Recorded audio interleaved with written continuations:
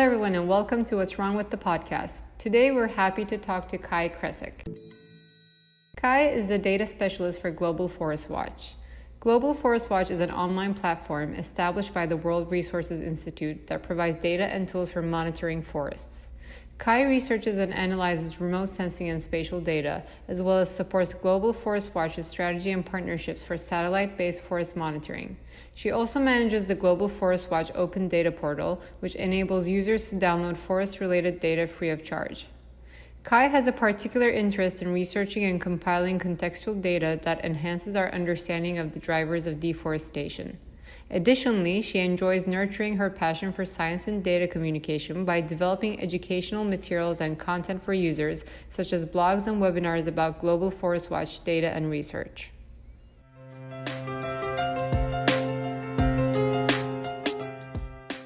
Hi, Kai. Hi, thank you for having me. Thanks for joining us. Please tell us about yourself and your background. My name is Kresek, and I currently work with Global Forest Watch, which is an online forest monitoring platform.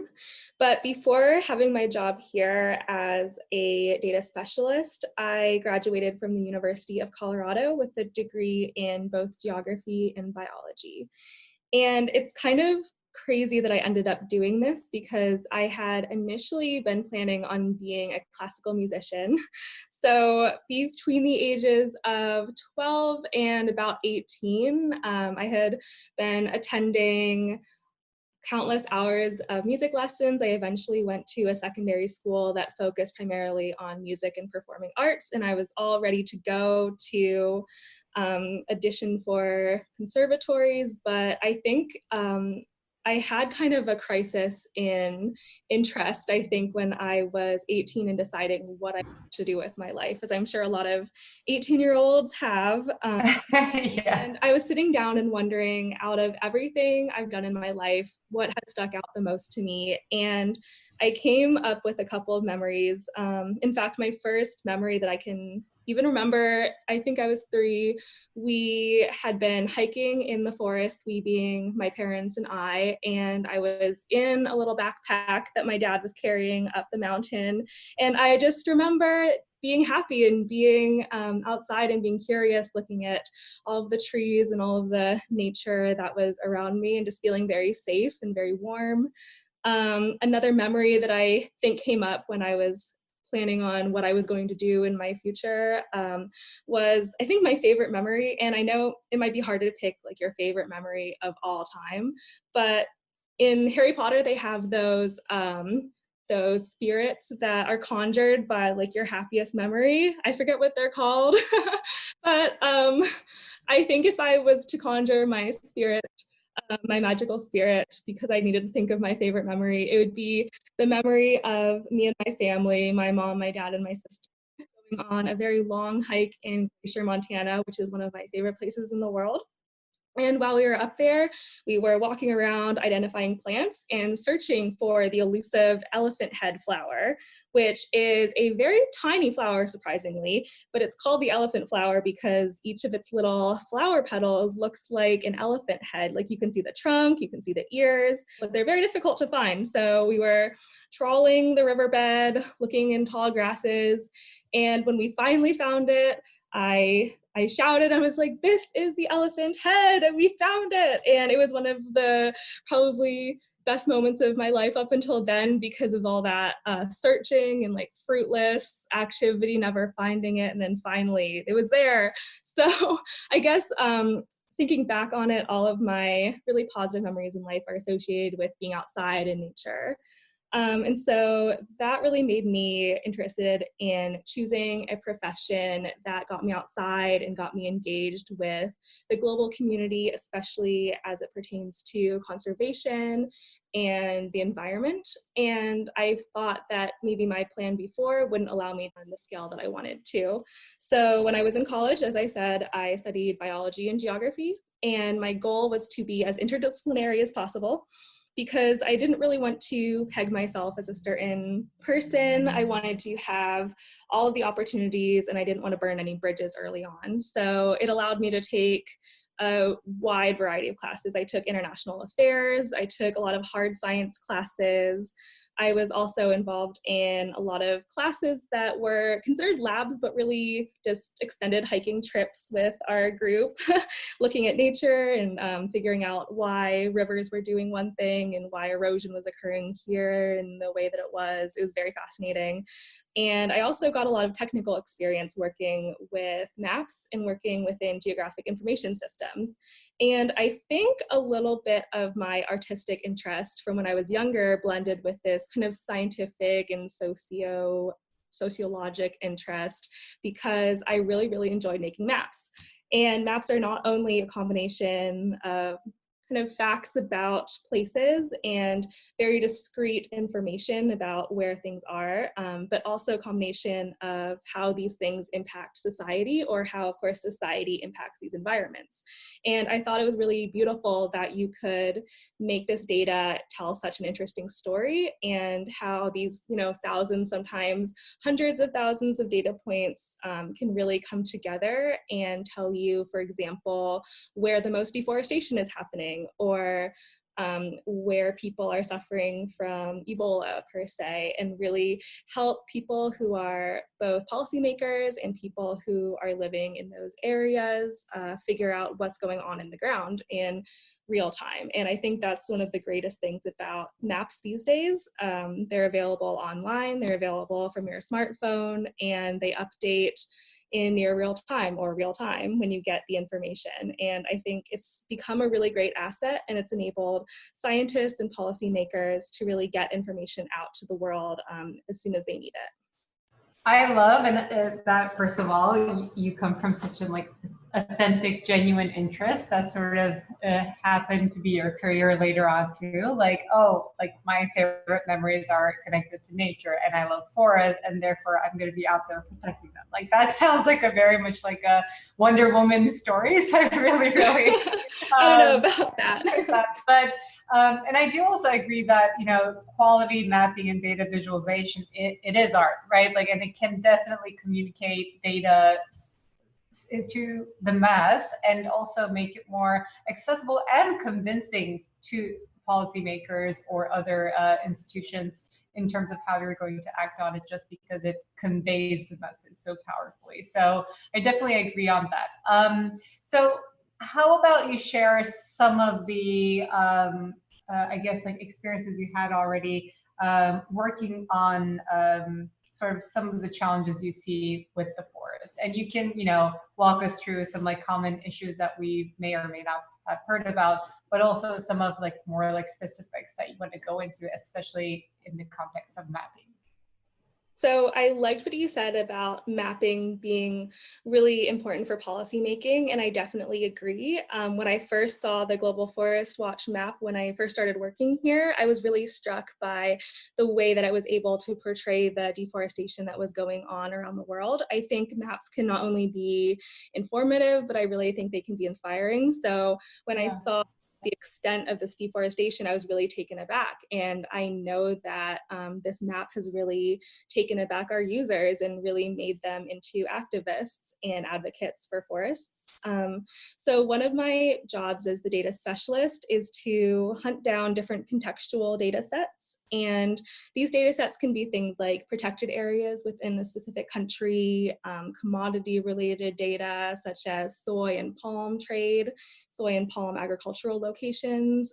Also, we look for information on intact forests, which is really important to know about, because these forests are areas that humans have not been able to have influence over. So they're basically pristine areas of wilderness, and it's really good to know where these are, because when deforestation happens within these areas, we're pretty sure that it's deforestation and not due to, for example, agriculture or plantations or rotating causes of loss. And so by gathering these data sets, I feel like I've been able to do a lot of really amazing things and meet some really amazing people. So one of my favorite parts of my job is that I get to talk and collect data from different data sources and different data producers.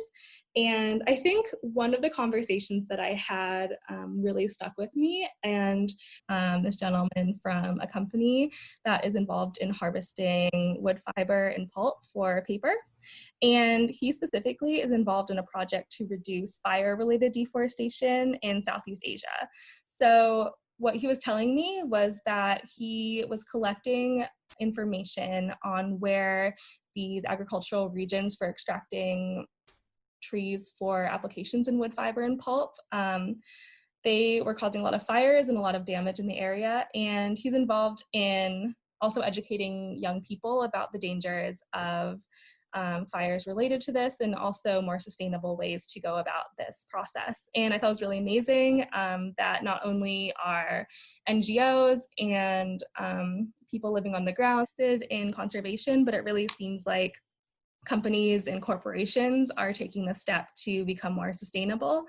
And I think that the fact that they even had a sustainability manager and who was involved in so many parts of their, at least public outreach, was very encouraging to me. And we were able to get his data, and by having this data, we're able to keep track of fires that are happening within legal concessions and then fires that are happening outside. So then we can better see who might be responsible for fires that aren't in areas where it's legal, and so that maybe we can guide civil society organizations to making this come to light in the country and prosecuting those responsible. That's what I was going to get into. I think that's really interesting. So let's say you find all this data of like something illegal, right? Like something illegal happening in terms of deforestation.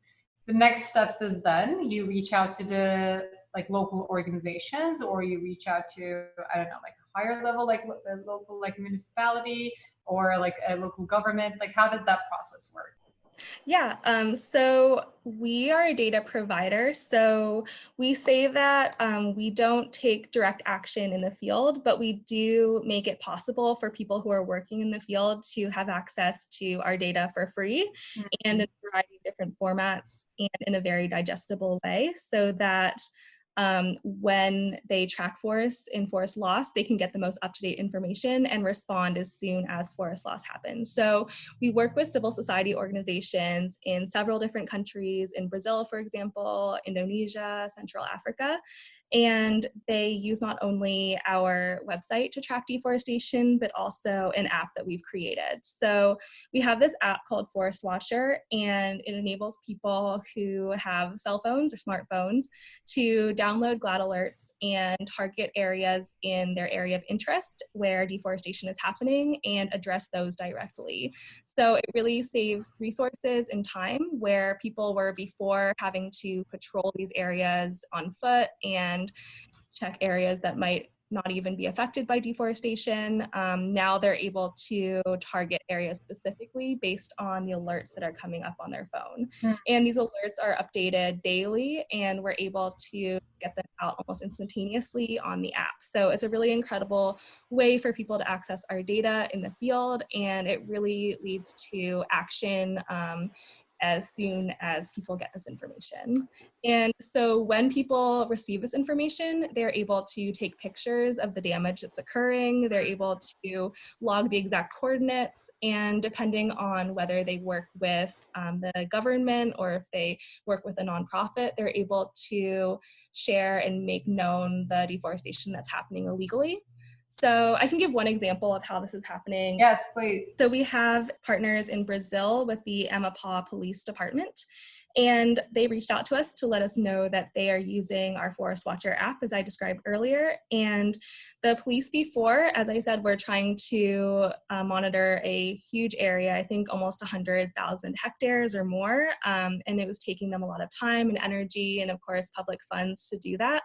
And by using Forest Watcher, it's made their patrols a lot more efficient, and it's been able to give them kind of direct access to documentation in terms of knowing exactly where the forest loss is happening.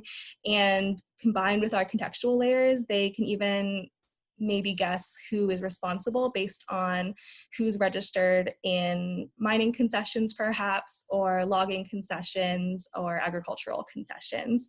So our data was really making an impact there, and they were able to prosecute numerous actors who were involved in environmental crime. And now they're able to share their experience with other police departments in Brazil. And I think that it's really amazing that their personal experience really inspired them to share this application with others, and that it's spreading around the region where it's really needed the most. I love the collaboration of data in that example. Do you find, or are there any examples where the data that you provide sort of becomes a preventive measure? As you may find, like, some illegal action may be happening in a certain area, you see some fires. So do you come up with some projections on, like, you need to watch especially these areas? Because we've seen, like, we've seen in Australia too, like when fires start, it's almost very too late, right? So I think it's very interesting to understand sort of like how data can help to sort of like forecast and stop some of the future. Yeah, absolutely. I think with a wealth of data comes, as you said, the ability to predict where tree cover loss might be happening. So we have a couple of different examples, and I don't want to get too technical because I think I could really talk all day about these things. But one example that is particularly interesting is the emerging hotspots data set that we have on our map. So these areas are significant clusters of primary forest loss on country level basis. And so the analysis allows us to look at areas where over time and over space, there is a significant uptick in the amount of deforestation that's happening. So we have so many points of data that shows where deforestation is happening, but this, which is a analysis that uses machine learning and image interpretation, allows us to sift through that data and pick up really interesting trends that are happening over time, and allows us to focus on regions that are sticking out because of the large amount of forest loss that's happening over time, and then of course around that area too. So they take in both the spatial and the temporal sides of the tree cover loss. And it results in a kind of hotspot map. So the map looks like a lot of red and orange and yellow blobs around different countries, but the red areas are the areas that you want to focus on most of all. And so these areas are where tree cover loss is happening at a statistically significantly higher level than ever before seen. And so if you were to try to prioritize different regions, this is one way that you could use historical data to figure out what areas you want to focus on. And then another really interesting example, I'm not directly involved in this project, so I'll describe it briefly, but of course, if you want to know more about it, you can look it up on our blog, which has a very in-depth blog post about this particular method. DRC, we are, or not me, of course, but our researchers are focusing on using machine learning and artificial intelligence to predict where tracts of land and tracts of tropical forest are being lost in the DRC, the Democratic Republic of Congo. And so the drivers there are primarily shifting cultivation, slash and burn agriculture, logging, mining, infrastructure development, and more. And these kind of each give a separate pattern of loss. So if you look at a logging road, you can tell that it's very straight and narrow and kind of snakes across a landscape, kind of like veins in your body. And so they're all long and attached to one another. And so looking at that pattern, you could almost think, if I see this pattern in the future, or if I see something developing like that, then maybe we can assume that the driver of that loss is logging. And you can do this for a variety of other drivers that I mentioned. Shifting cultivation and slash and burn agriculture leave a specific footprint.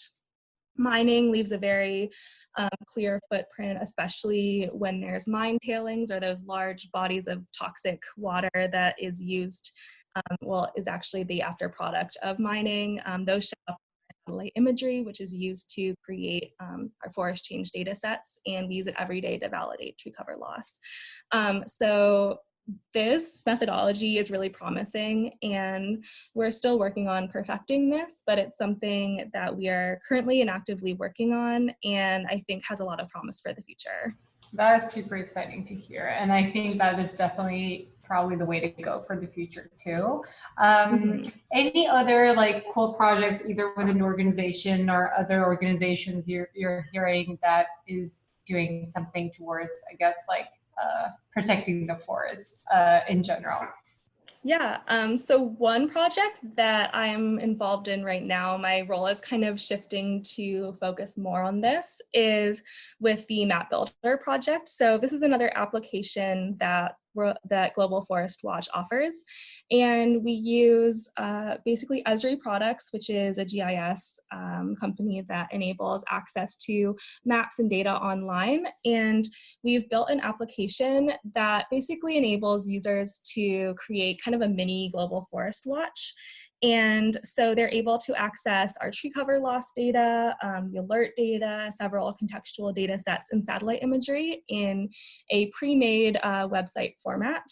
And it gives them the ability to upload then their own data sets. And so they're able to combine their own information on agriculture or protected areas or other important regions that they're interested in studying to do analyses that we have put into this system. So in addition to being able to have an interactive map with specifically their own data and their own area of interest, they're able to gain access to the different analyses that we've created for our own website. So they're able to look at loss over time within, say, the protected areas that they're interested in, or maybe primary forest loss within a certain region, and kind of show what percentage is inside this protected region and outside this protected region, and it creates analyses for them and visualizations.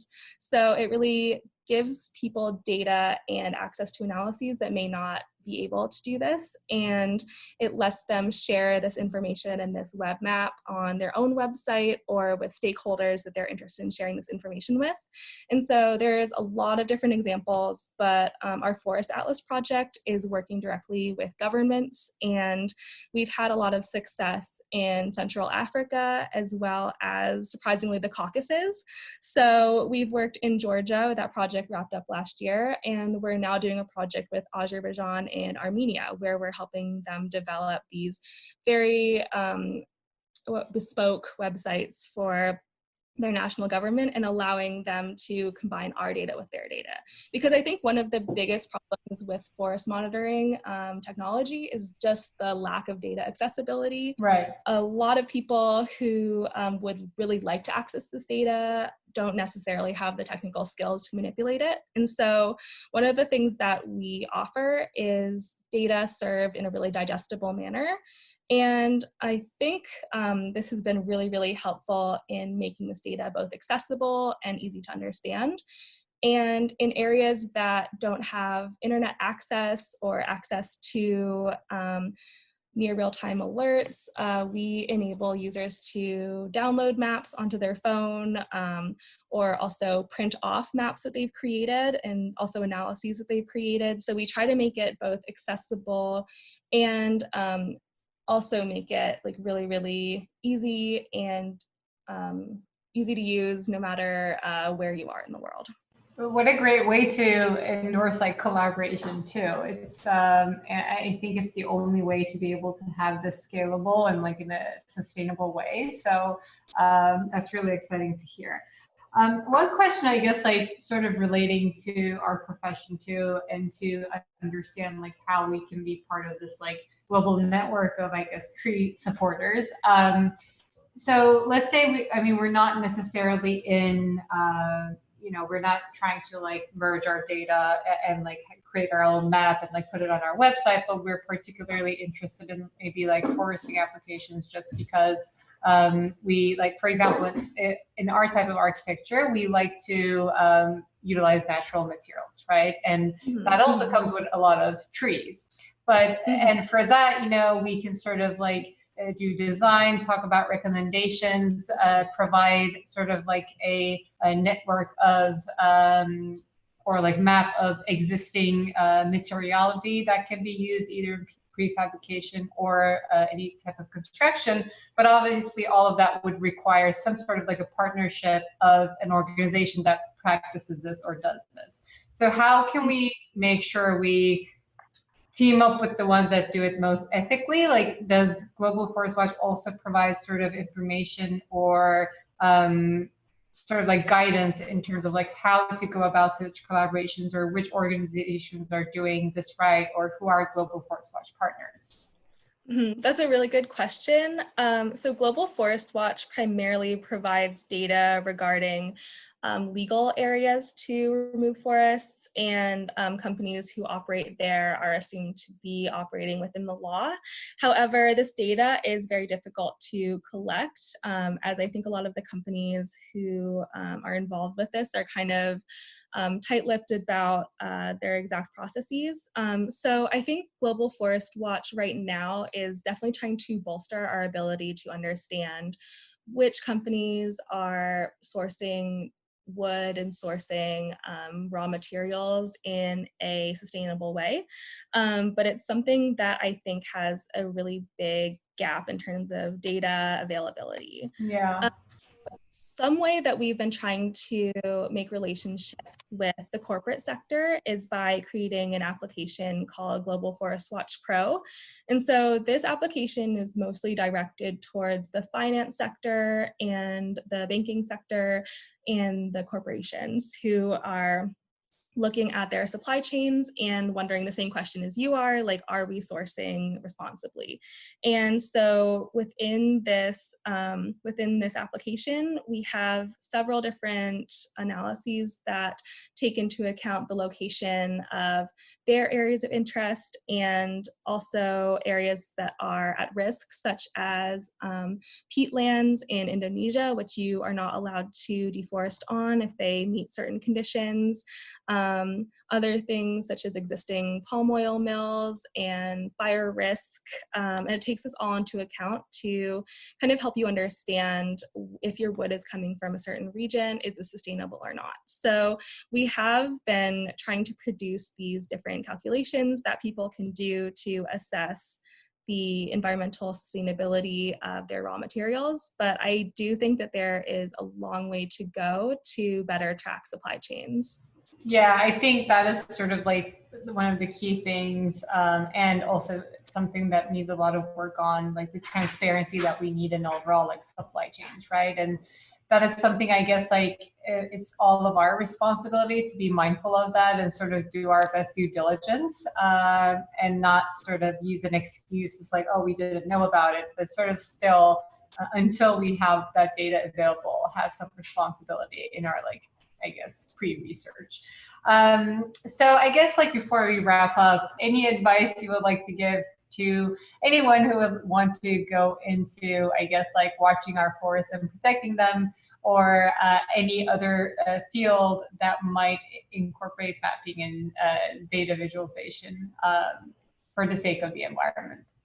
Yeah, absolutely. So I would say, I think one of the most important things to remember about getting into the field of sustainability, conservation, and environmental research is that there are many different ways to get your foot in the door. And so you might be from a really diverse background that you think might not necessarily bring the right skills to the table, but this field is very, very diverse, and there are roles for many different types of people. So for example, within my team alone, there's someone who was extremely involved in improv theater before he became our grants and finance director. There are several different musicians besides myself. I think one of my colleagues used to train horses for the circus. And so to remind people out there that anyone with any background is really welcome in this field, and that the skills that you have, the soft skills that you have and the hard skills that you have can really help you make a change. So for example, if you have studied communications, you can help us translate our data into pieces of writing that people can really identify with and understand. If you study international affairs, for example, you can help us contextualize the loss that we're seeing with some information about activities within the local government or different types of agriculture that are occurring that we might not know about, or migration patterns that we were unaware of. And of course, if you come from a more hard science background, then you can assist with the research that's going on in terms of carbon accounting and understanding how much carbon is kept above ground and below ground, which is really important to understanding how much carbon is released when forests are lost. And so just to summarize that large statement, I think that the environmental field is very welcoming and very open to a diverse group of people, and that you should not feel intimidated if at first you don't think that you have the right skills to succeed.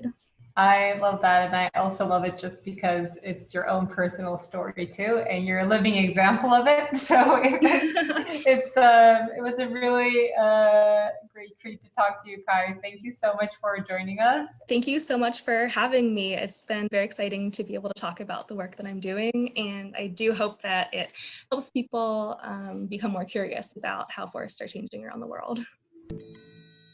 Thank you so much for watching this week's episode. If you found value in these conversations, please like our video and hit the subscribe button. Make sure to visit our website, podcast.what'swrongwith.xyz, and subscribe to Apple Podcasts, Spotify, and Google Podcasts so you never miss an episode. Please leave us a comment or review, or you can simply tell your friends about us. For more details on our guests, follow us on Instagram and Twitter. You can find our handles in the description below. And don't forget to join us next week.